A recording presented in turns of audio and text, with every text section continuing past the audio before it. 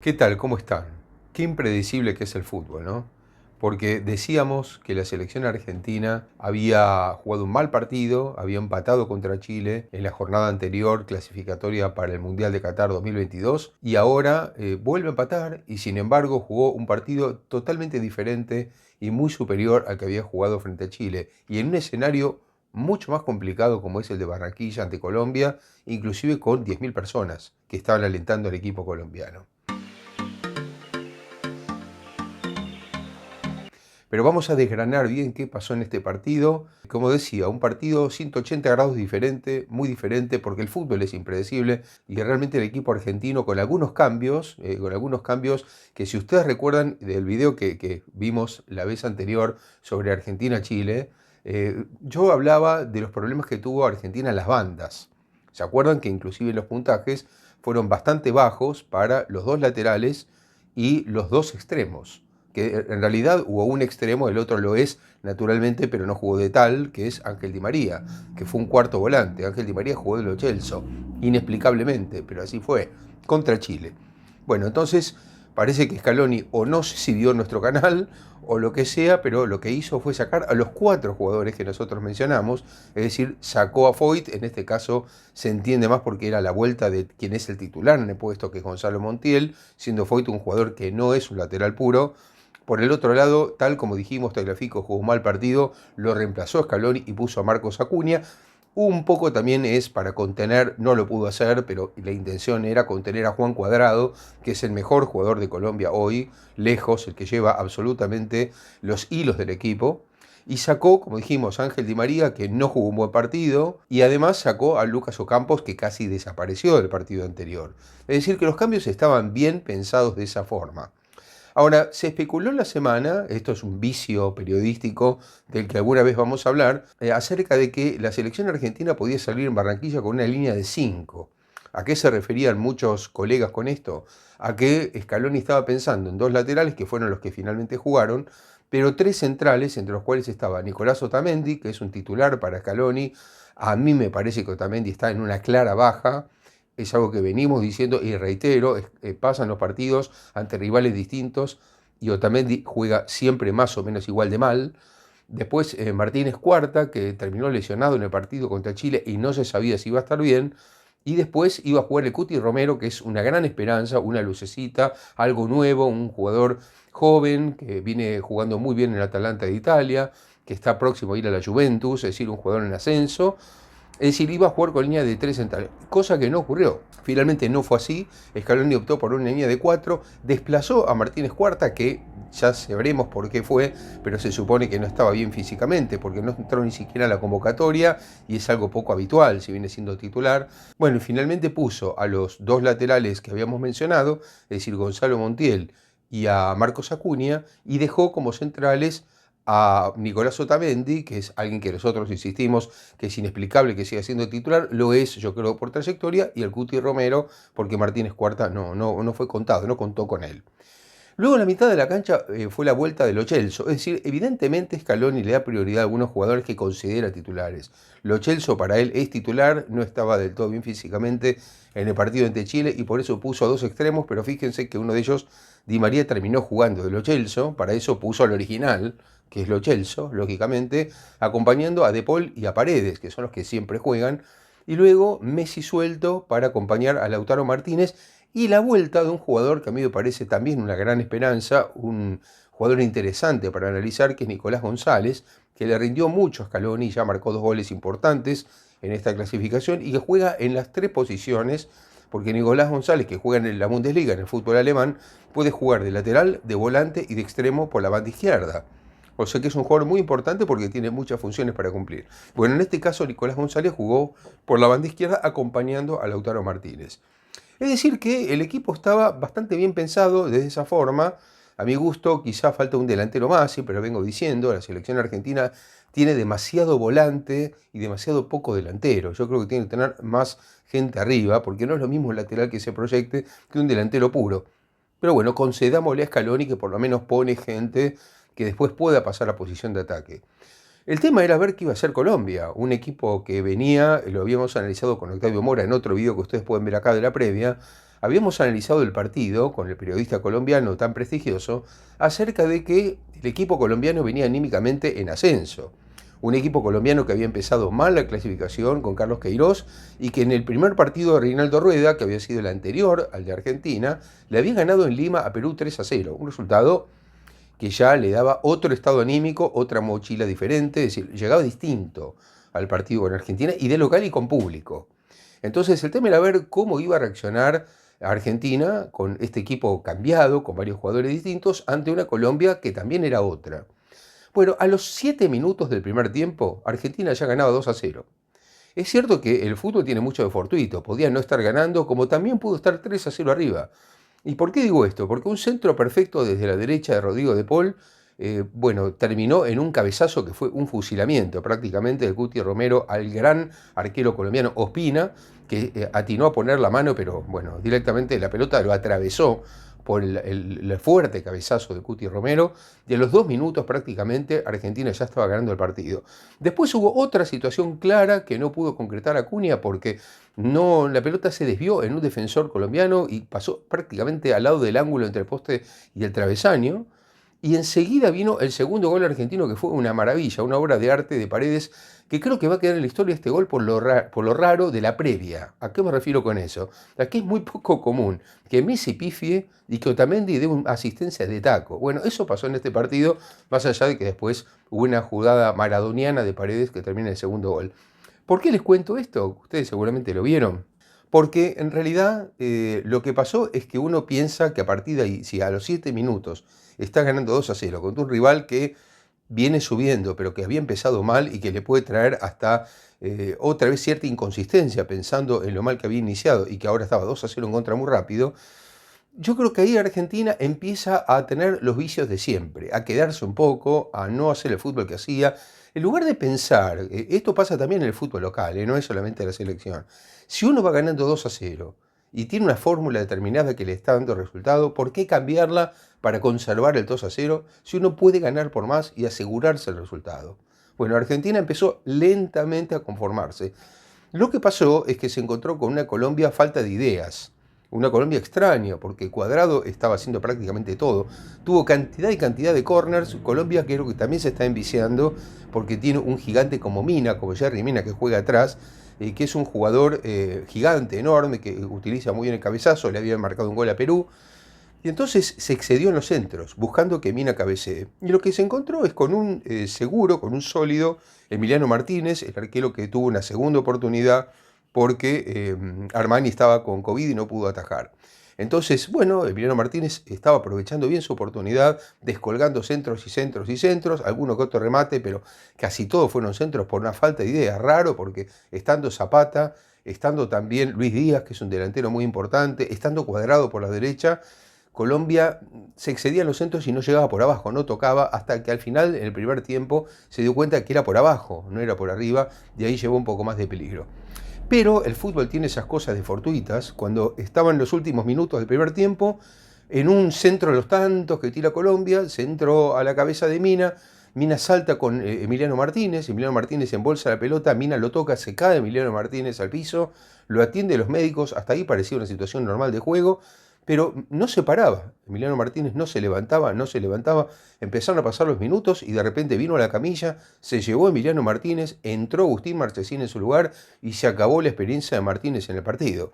Esto creo que cambió un poco la mentalidad argentina, que se fue al descanso 2-0, pero ya la sensación era que Argentina se había perdido varios goles de contragolpe, que Colombia había descubierto al final del primer tiempo que había otro camino, y encima de todo esto, al empezar el segundo tiempo, al revés que el primero, Colombia le marca enseguida un gol de penal por intermedio de Muriel, que había entrado en el primer tiempo, porque Rueda se da cuenta que necesitaba hacer cambios. Muriel hace el gol de penal y mete, como dicen los europeos, a Colombia en el partido contra Argentina, un partido que estaba 2 goles abajo. Ahora faltaban 40 minutos, 2-1. Ya no era lo mismo. Ya no era lo mismo, el equipo argentino también era otro. ¿Y por qué digo que era otro? Porque los dos hicieron cambios. Fíjense ustedes qué importante que es a veces el técnico en los cambios que hace. Colombia hizo cambios para mí ajustados, perfectos.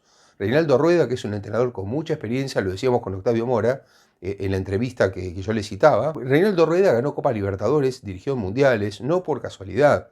Entonces se dio cuenta que había que hacer un shock, es decir, cambios violentos, fuertes. Entonces lo que hizo Rueda fue cambiar directamente todo. Puso a Wilmar Barrios, que muchos lo conocen de Boca, los argentinos. Barrios es un 5 clásico. Barrios es un jugador que pone orden en la mitad de la cancha.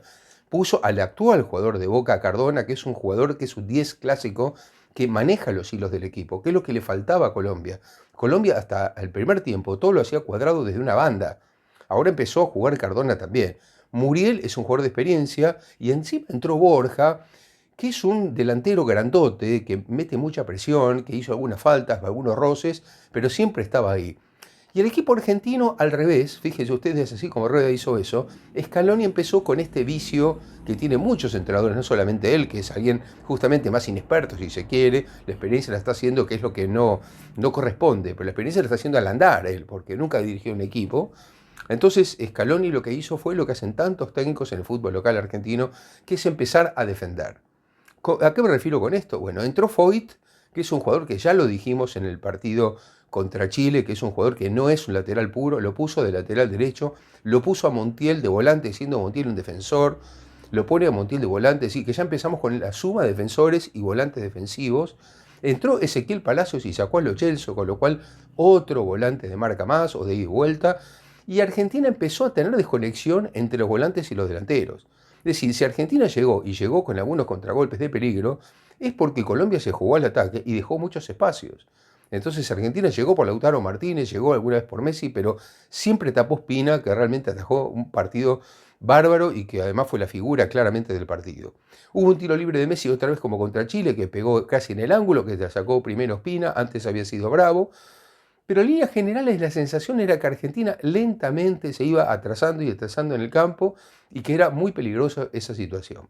Hasta que al final llegó la última jugada, que hay varios errores juntos, porque Acuña pierde una pelota del lado izquierdo increíble cuando tenía todo a su favor, la pierde, quedaban algunos segundos, de eso viene la jugada en la que termina con otro error posicional de Foyt que no despejó después, y el gol de Borja sobre la hora, que eso tiene que ver con los imponderables del fútbol también. Muchas veces uno puede merecer ganar y no ganar igual, porque por distintas circunstancias cometió un error en el final y empató o perdió. En este caso Argentina se lleva un solo punto cuando mereció los tres, pero también hay que decir que hay un castigo a esos vicios típicos de los entrenadores argentinos y de muchos jugadores a retrasarse cuando se va ganando. Es decir, fíjense ustedes que hay un dicho famoso en el fútbol que dice: equipo que gana no se toca para el partido siguiente. Yo agregaría otro dicho, eso que es: equipo que juega bien y va ganando tampoco se toca en los movimientos. Si vas ganando 2-0, ¿por qué cambiar? Si a los 7 minutos te dio tanto resultado tus movimientos, tu esquema, tu manera de pararte en la cancha, ¿por qué cambiar? Y me queda también algún hecho positivo, porque yo creo que este partido no fue todo negativo, hubo muchos hechos positivos. Uno es cómo se está sentando el Cuti Romero atrás. Yo creo que va camino a Argentina, lo que pasa es que sé que para algunos jugadores veteranos va a costar aceptarlo, pero yo creo que Otamendi tiene que ir dejando su lugar y Romero y Martínez Cuarta tienen que ser los centrales de la selección argentina. Me parece también importante lo de Paredes, una vez más. Paredes hizo un golazo, pero además un 5 que llegue a posición de gol me parece importante. Lo de Romero en el juego aéreo, en el área rival, también es importante porque es algo que Argentina no tenía demasiado y ahora con Romero lo tiene. Y después, aunque en este partido se fue seguramente cansado físicamente después de una larga lesión, Ezequiel González sigue siendo una pieza importante para Scaloni y un jugador, me parece, con muchísimo futuro en la selección. Pero vamos a ir ahora a desgranar por puntajes, como siempre hacemos, cómo jugó la selección argentina. Emiliano Martínez, 7. Bueno, Emiliano Martínez atajó muy bien, como decíamos, descolgó centros y algún tiro mientras estuvo, dio una gran imagen de solidez, especialmente contra un gigante como Mina, y parándose muy bien en la línea del arco. Queda la duda sobre qué va a pasar en el futuro, porque lamentablemente se tuvo que ir en el primer tiempo, pero hasta ahora fue el balance positivo de los dos partidos.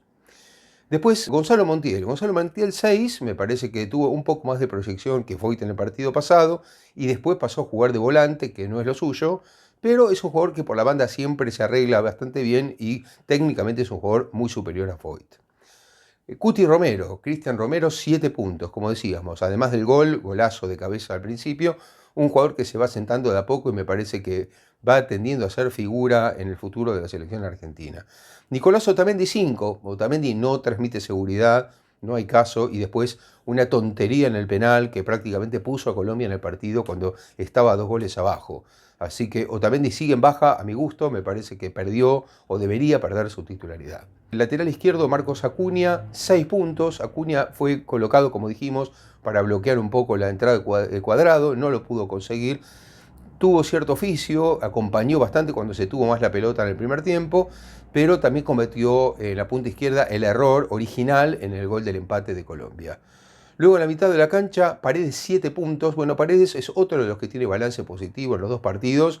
Se va sentando y además tiene una gran ductilidad. Es un ex número 10 que juega de 5, con lo cual tiene menos marca, pero tiene gran dominio de pelota y el gol fue realmente de lujo. Lo Celso 6 puntos. Bueno, Lo Celso colaboró en la retención de pelota en el tiempo que jugó. Creo que ayudó bastante a conectar las líneas y hace mucho trabajo para Messi. Eso ya lo vimos en otros partidos también de clasificación. Rodrigo De Paul, 6 puntos también. De Paul es otro jugador que es rueda de auxilio. A mi gusto, como siempre digo, en la mitad de la cancha sobra uno. Creo que son 3 volantes y es mucho, además de Messi. Debería haber 2, pero bueno, Rodrigo De Paul, de cualquier manera, hizo un partido aceptable. Lionel Messi 6. Bueno, Lionel Messi no está en su nivel todavía en la selección argentina para lo que Messi puede dar que se entienda. No estoy hablando de Messi comparado con otros jugadores de la selección argentina, sino con el propio Messi. No jugó mal, pero jugó un partido aceptable nada más Lionel Messi. Llama la atención que cuando quedó más de una vez 1 contra 1 en la desesperación colombiana del segundo tiempo, no lo pudo aprovechar demasiado. Tuvo otra vez ese tiro libre que pegó en el ángulo. Así que, por supuesto que no jugó mal, jugó bastante bien, pero Messi podría dar mucho más en la selección. Lautaro Martínez también 6. Lautaro Martínez tuvo especialmente 2 o 3 situaciones en las que optó por remates demasiado fuerte, violento, no tanto a colocar, y bueno, fueron despejados por Ospina. También es un jugador que no aprovechó los espacios como sí lo hace en el Inter. También es cierto que en el Inter tiene a Lukaku al lado. Acá le falta un jugador así, ¿no? Acá Lautaro Martínez juega un poco más solo. Y Ezequiel González, 6 puntos también. Como decía, se notó claramente que no podía más después, en el segundo tiempo. Es decir, por eso salió, jugó el primer tiempo y lo hizo aceptablemente. Y luego los 4 jugadores que entraron como suplentes los vamos a calificar porque jugaron bastantes minutos. En el caso de Agustín Marchesín, 5 puntos. Marchesín como arquero no tuvo demasiadas opciones, pero la última, que era la más importante, se le escapó. Es cierto que no era fácil, pero se le escapó y bueno, dio la sensación de que la podía haber retenido y después no tuvo demasiadas intervenciones.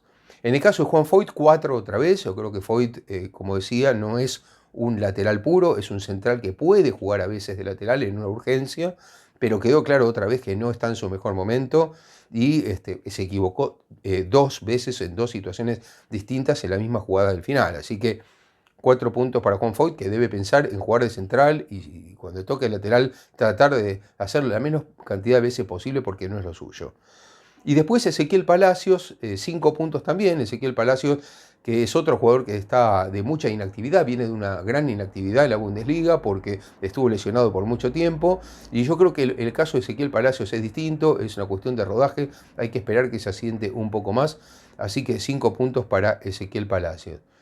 Y Germán Pesela, también 5 puntos. Germán Pesela no tuvo demasiada actividad, o por lo menos algún corte tuvo, pero bueno, claro, Germán Pesela entró en un momento en el que la selección argentina trató de sacar a la selección de Colombia de su propio campo, de su propia área, así que no fueron tantas las intervenciones, no lució demasiado. También el caso de Germán Pesela me parece que lo que le falta es rodaje, un poco más de regularidad. Es un jugador que evidentemente cuenta para Scaloni como rueda de auxilio, pero no es uno de los titulares. Espero que les haya gustado este video. Les pido por favor que lo compartan, que pongan me gusta acá abajo y suscríbanse. Hasta la próxima.